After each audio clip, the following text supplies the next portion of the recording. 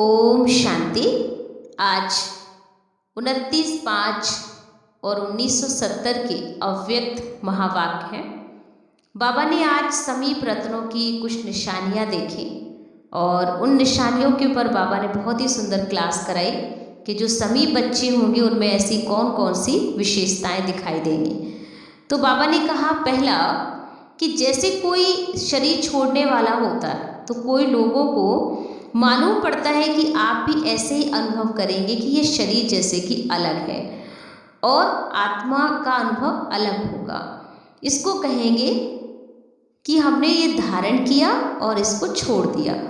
दूसरा नंबर होगा कि सदैव अपना आकारी रूप और भविष्य रूप उनको सामने देखने में आएगा और ये प्रैक्टिकल उन्हें अनुभव भी होगा। तीसरा कि लाइट का रूप, फरिश्ता रूप उन्हें सामने दिखाई देगा कि ऐसा बनना है और भविष्य रूप भी उन्हें दिखाई देगा। चौथा, अब ये छोड़ा और वह लिया, माने ये शरीर छोड़ा और फिर आत्म रूप में स्थित हुए। जब ऐसी अनुभूति हो तो समझो संपूर्णता के हम समीप पहुंच गए हैं। पांचवा पॉइंट है, एक आंख में संपूर्ण स्वरूप और दूसरी आंख में उन्हें भविष्य रूप दिखेगा और ऐसा प्रत्यक्ष देखने में आएगा जैसे अपना यह स्वरूप प्रत्यक्ष अनुभव होता है ना, शरीर जैसे देखने की आदत पड़ गई है। ऐसे ही बाबा ने कहा आने वाले टाइम में आपको आत्मिक स्थिति का भी बहुत अच्छा अनुभव हो जाएगा। छठवां पॉइंट, बैठे बैठे ऐसे अनुभव करेंगे जैसे कि यहाँ नहीं है, एकदम वो संपूर्ण स्वरूप में बैठे हो, पुरुषार्थी शरीर एकदम मर्ज हो गया हो, ऐसा उन्हें अनुभव होगा। और सातवां पॉइंट कि वह दोनों इमर्ज होंगे, एक तरफ अव्यक्त दूसरी तरफ भविष्य रूप।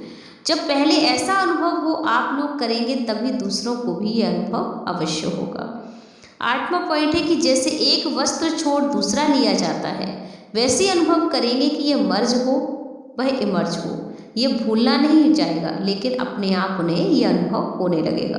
तो ये थी समीप रत्नों की कुछ निशानियाँ। फिर बाबा ने आगे कहा कि विश्वपति बनाने के लिए समारोह में विशेष ताज, तख्त और तिलक चाहिए होता है।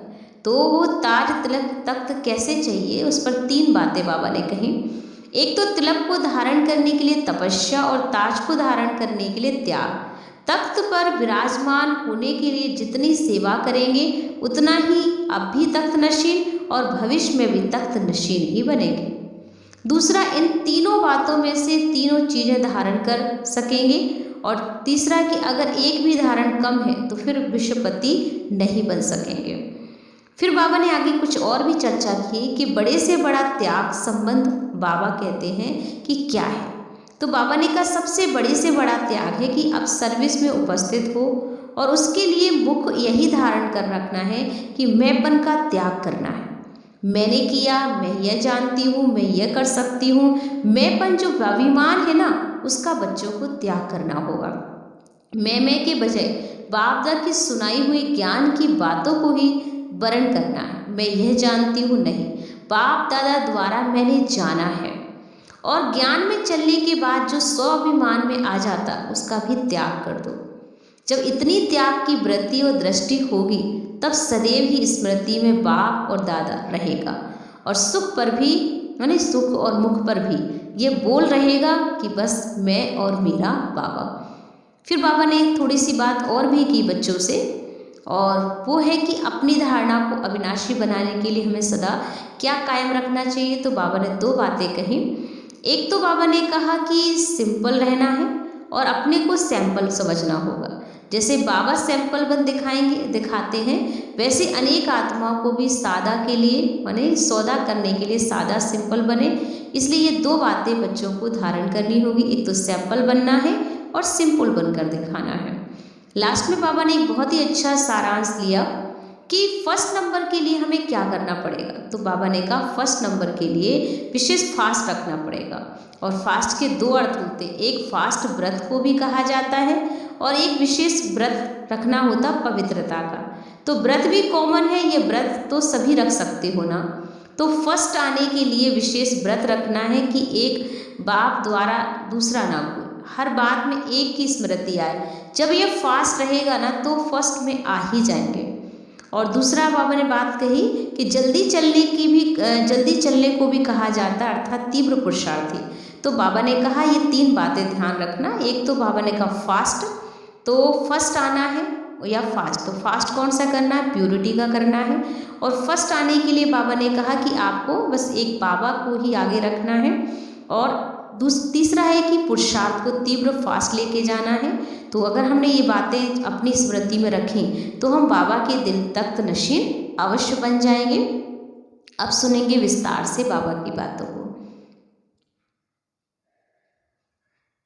समय कितना समीप पहुंचा हुआ है और पहुंचा दिखाई पड़ता है।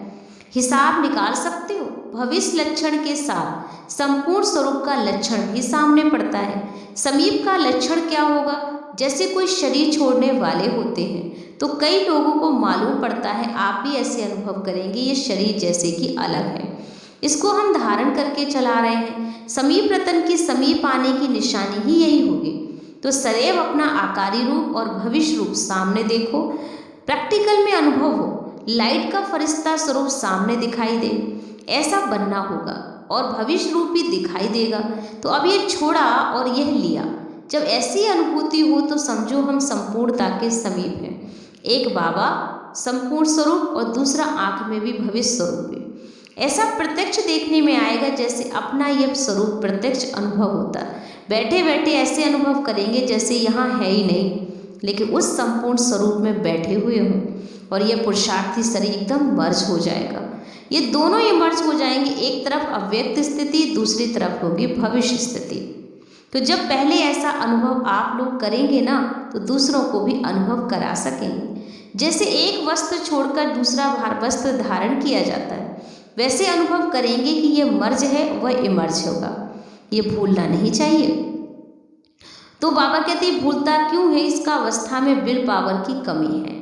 जैसे बिल किया जाता है ना तो बिल करने बाद ऐसा अनुभव होता है जैसे मेरापन सब खत्म हो गया हो, जिम्मेवारी उतर गई हो, बिल पावर भी आती है और यह भी अनुभव होता जैसे सभी कुछ बिल कर चुके हो, संकल्प सहे सब कुछ बिल हो जाए। शरीर का भान छोड़ना, संकल्प बिल्कुल बिल करना, और यह है माइट। फिर समानता की अवस्था होगी। समानता का संपूर्णता की बात ही है। अभी ये पाठ चलना है, ये पाठ तो कॉमन हो गया कि 5 तत्वों का शरीर होते हुए भी लाइट स्वरूप अनुभव करें। सुनाया था ना कि लाइट शब्द के अर्थ में भी अंतर होता है और लाइट अर्थात हल्कापन भी होता है और लाइट अर्थात ज्योति रूप भी कहा जाता है। तो बिल्कुल हल्कापन अर्थात लाइट रूप होकर चलें तब हम ही निमित्त अवस्था रूप में जो अव्यक्त अवस्था रूप को अनुभव कर सकेंगे और बाबा की मदद को ले सकेंगे। फिर बाबा ने कुछ पार्टियों से थोड़ी सी बात की जिसमें बाबा ने कहा 3 बातों क्लियर की कि सभी का पुरुषार्थ ठीक चल रहा है। किस नंबर का लक्ष्य रखा है, फर्स्ट नंबर का है। तो क्या करना है, बाबा ने कहा जब फर्स्ट नंबर का पुरुषार्थ है तो अपना पुरुषार्थ भी तो फर्स्ट ही करना पड़ेगा। तो फास्ट, जैसे बाबा ने कहा कि फास्ट 2 अर्थ होते हैं। एक होता है फास्ट व्रत कहा जाता है, तो विशेष कौन सा व्रत रखोगे, पवित्रता का। ये व्रत को कॉमन है, ये व्रत तो सभी रखते हो। तो फर्स्ट आने के लिए विशेष व्रत रखना है कि एक बाबा दूसरा ना कोई, हर बात में एक ही स्मृति में रहे। जब फास्ट रखेंगे तो फर्स्ट में आ जाएंगे। दूसरा फर्स्ट जल्दी जल्दी चलने का समय भी अभी चल रहा है, तीव्र पुरुषार्थी। फिर बाबा ने कहा महारथी उसको कहा जाता है जो सदैव माया पर विजय प्राप्त करेगा। माया को सदा के लिए दिखाई दे कि विघ्नों को हटाने की पूरी नॉलेज है इनके अंदर। सर्वशक्तिवान के बच्चे मास्टर सर्वशक्तिवान हो तो नॉलेज के आधार पर विघ्न हटाकर सदैव मगन अवस्था रहे। अगर विघ्न हटते ही नहीं है तो ज़रूर शक्ति प्राप्त होने में कमी है। अभी नॉलेज भी ली नहीं है लेकिन उसको समाया नहीं है। तो नॉलेज ली लेकिन समाया नहीं। नॉलेज को समाना अर्थात स्वरूप बनना। जब समझ से कर्म होगा तो उसका फल भी सफलता अवश्य मिलेगी। फिर बाबा ने कहा तीव्र पुरुषार्थी के क्या लक्षण होते हैं। समझाया था ना कि फरमान बरदार किसको कहा जाता है, जिसका संकल्प भी बिगड़ फरमान के नहीं चलता। तो ऐसा फरमान बरदार को ही तीव्र पुरुषार्थी कहा जाता है। सर्वशक्तिवान बाबा के बच्चे जो सर्वशक्तिवान हैं उन्हों के आगे माया दूर भाग जाती है तो सलाम भर देती है। बल्लवाचारी लोग अपने शिष्यों को छूने को भी नहीं देते। अछूत अगर छू लेता है ना तो स्नान किया जाता। यहाँ भी ज्ञान स्नान कर देना है। शक्ति धारण करो तो अछूत नज़दीक ना आए, माया भी भाग जाए। तो ये अछूतपना बाबा ने कहा आपको त्याग देना है। इसमें बिल्कुल भी नहीं आना है कि ये आत्मा ऐसी है। लेकिन जो समीप बच्चा है बाबा की, दिल तख्त नशीन है, वो कभी भी व्यर्थ की बातों में अपना समय नहीं गंवाते हैं। तो हमें ध्यान रखना है कि हम बाबा के नज़दीक वाले बच्चे हैं, समीप रहने वाले बच्चे हैं और बाबा का नाम वाला अवश्य करके दिखाएंगे। ओम शांति।